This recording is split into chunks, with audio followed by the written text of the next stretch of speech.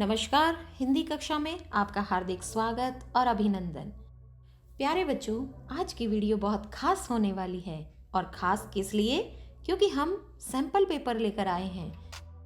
आपकी परीक्षा में कितने प्रश्न आएंगे और कौन सा प्रश्न कितने अंकों का होगा, इस वीडियो में आपको सबकी जानकारी दूंगी, जिसके माध्यम से आप ये जान पाएंगे कि प्रश्न पत्र का प्रारूप किस प्रकार से होगा। तो चलिए बिना देरी किए हम प्रारंभ करते हैं। यहाँ पर प्रश्न पत्र में शुरुआत में विद्यार्थी का नाम, रोल नंबर, यहाँ पर विद्यार्थी आकलन सेट 2 की परीक्षा अक्टूबर माह की 2021, कक्षा 10वीं, विषय है हमारा हिंदी। यहाँ पर आपको 60 मिनट का दिए जाएंगे, जिसमें 60 मिनट के अंदर ही आपको परीक्षा संपन्न करनी है। कुल अंक हमारे 20 हैं। अब सामान्य निर्देशों पर ध्यान दीजिए बच्चों, क्योंकि सभी प्रश्न अनिवार्य हैं।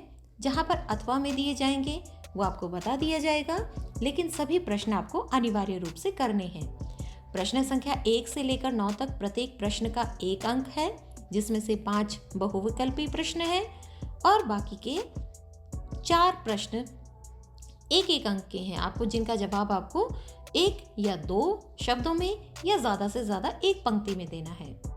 प्रश्न संख्या 10 से 12 तक प्रत्येक प्रश्न के 2 अंक हैं और प्रश्न संख्या 13 के 5 अंक हैं, जो कि दीर्घ उत्तरात्मक प्रश्न है। तो चलिए हम सैंपल पेपर शुरू करते हैं।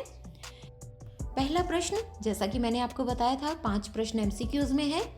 कवि ने बादल को किसे घेर लेने का आह्वान किया है? धरती, समुद्र, गगन या कोई नहीं? इसका सही जवाब है गगन। मानवीय करुणा के दिव्य चमक पाठ के लेखक कौन है? एक चीज का ध्यान रखना बच्चों कि आपके 2 पाठ दिए गए हैं, एक पाठ है एक कविता है, तो दोनों के लेखक और कवि दोनों ही याद करोगे। मानवीय करुणा के दिव्य चमक पाठ के लेखक का नाम है सर्वेश्वर दयाल सक्सेना और उत्साह और अट नहीं रही है उसके कवि हैं सूर्यकांत त्रिपाठी निराला जी। क्योंकि ये प्रश्न आपके किसी न किसी रूप में परीक्षा में जरूर शामिल किया जाता है। प्रश्न संख्या 3, निम्न में से विकारी शब्द कौन सा है? यहाँ पर आपको 4 विकल्प दिए गए हैं, क्योंकि, इसलिए, राम, उफ। तो यहाँ पर विकारी शब्द कौन से होते हैं? जिनमें लिंग वचन कारक के अनुसार परिवर्तन होता है, वो विकारी होते हैं। तो यहाँ पर आप देखिए, एक राम ऐसा शब्द है जिसमें परिवर्तन होता है लिंग वचन काल के अनुसार। बाकी के शब्दों में यदि हम एक वचन, बहुवचन, पुल्लिंग या स्त्रीलिंग किसी के लिए भी प्रयोग करते हैं तो वो शब्द परिवर्तित नहीं होता है। तो इसलिए हमारा उत्तर है राम। निम्न में से अविकारी शब्द कौन सा है? विद्यालय, ऊपर, दौड़ना या उसका? विकारी शब्द तो वे होते हैं जिनमें लिंग वचन काल के अनुसार परिवर्तन होता है, लेकिन अविकारी शब्द वो होते हैं जिनमें लिंग वचन काल के अनुसार परिवर्तन नहीं होता है। तो इसमें एक अविकारी शब्द है ऊपर। यदि हम कहते हैं कि राम ऊपर बैठा है तो भी वही आएगा, और यदि कहेंगे कि सीता ऊपर बैठी है तो ऊपर शब्द परिवर्तित नहीं हो रहा है। तो पुल्लिंग के लिए भी वही ऊपर शब्द है और स्त्रीलिंग के लिए भी वही ऊपर शब्द प्रयोग किया जा रहा है। आंखों का तारा मुहावरे का क्या अर्थ है? आंख में तारा, बहुत प्यारा, आसमान का तारा या कोई नहीं? तो इसका सही जवाब है बहुत प्यारा। कि कोई हमें बहुत प्यारा लगता है तो हम उसे कहते हैं कि वो तो हमारी आंखों का तारा है। फादर बुल्के की जन्मभूमि कौन सी है? फादर बुल्के का पूरा नाम क्या है? फादर कामिल बुल्के। इनकी जन्मभूमि कौन सी है? बेल्जियम का रैम्सचैपल शहर। यदि आपसे शहर पूछा जाता है तो आप लिखेंगे रैम्सचैपल, और आपसे देश पूछा जाता है तो आप लिखेंगे बेल्जियम। अगला प्रश्न है, पद को परिभाषित कीजिए।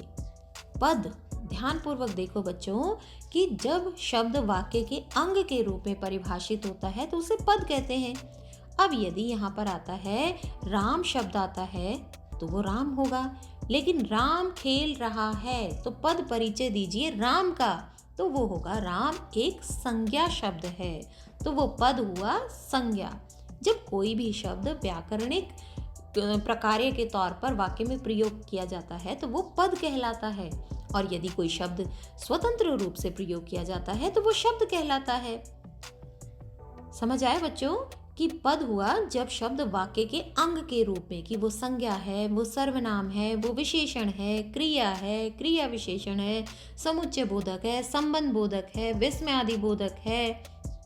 तो ये हुए हमारे पद जो व्याकरणिक प्रकार्य के तौर पर प्रयोग किया जाता है, तो वो पद कहलाता है। आगे है प्रश्न संख्या 8, उत्साह कविता के कवि का क्या नाम है? तो उत्साह कविता लिखी है सूर्यकांत त्रिपाठी निराला जी ने। जैसा कि मैंने आपको ऊपर भी बताया था कि आपको लेखक और कवि दोनों का नाम याद करना बहुत जरूरी है, क्योंकि इनमें से प्रश्न जरूर आता ही आता है।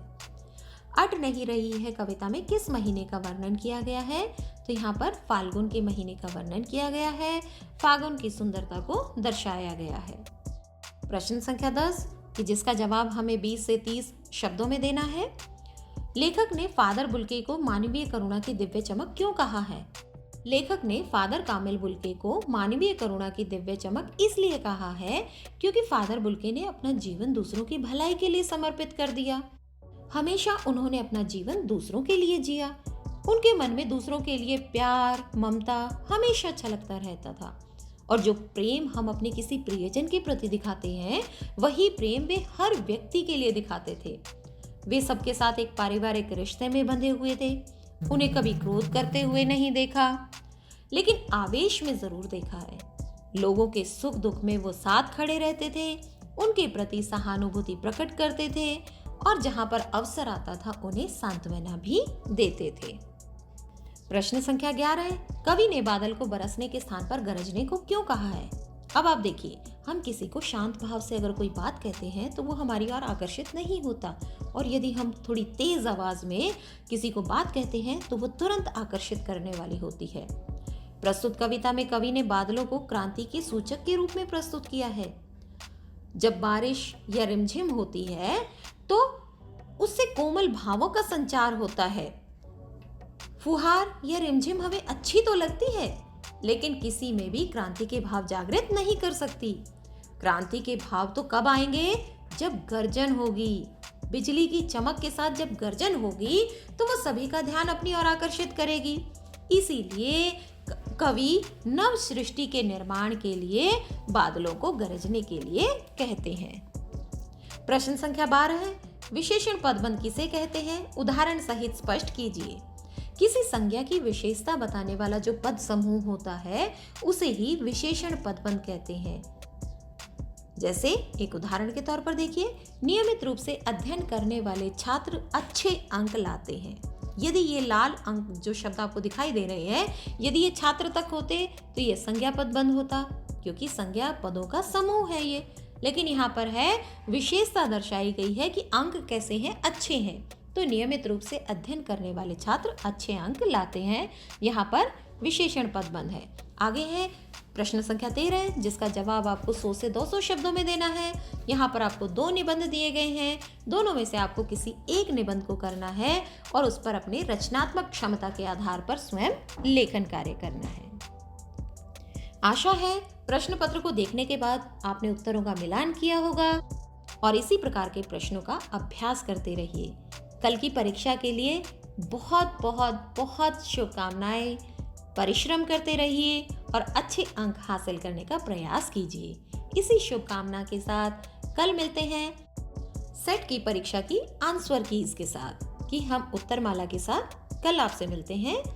तब तक के लिए धन्यवाद।